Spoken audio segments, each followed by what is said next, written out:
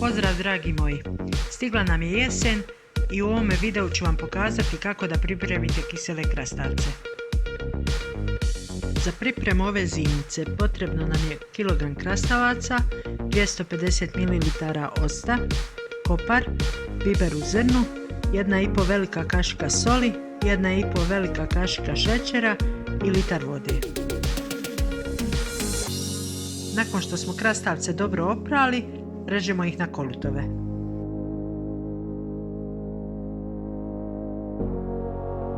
U veću posudu sipamo vodu.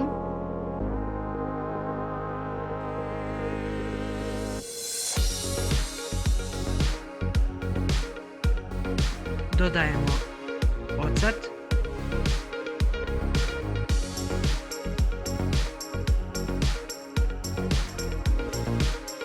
Sol.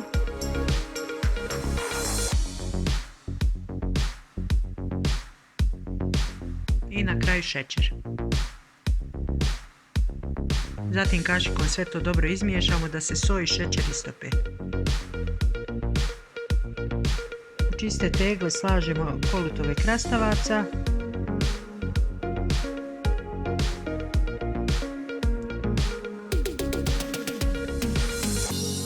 Dodajemo kopar.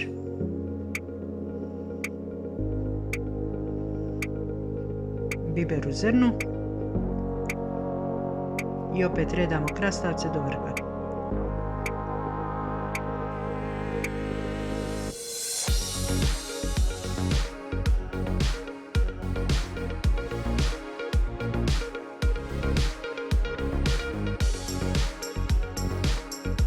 Tekućinu koju smo pripremili dobro izmiješamo.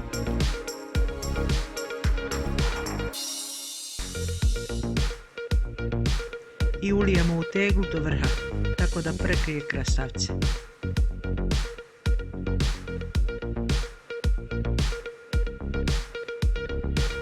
Poklopce dobro zavrnemo.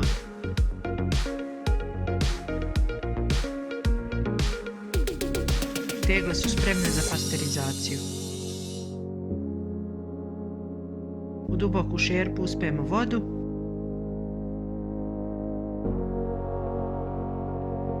I poredamo tegle. Nivo vode treba da bude do poklopca tegle.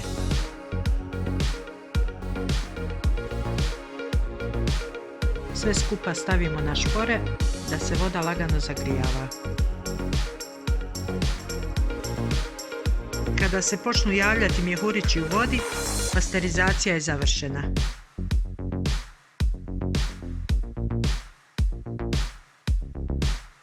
Izvadimo tegle iz vode i ostavimo ih da se hlade.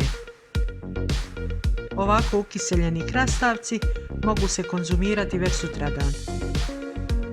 Ukoliko vam se dopao ovaj video, ostavite komentar i klikom na subscribe podržite moj kanal Kuhajte s Dinom. Voli vas vaša Dina.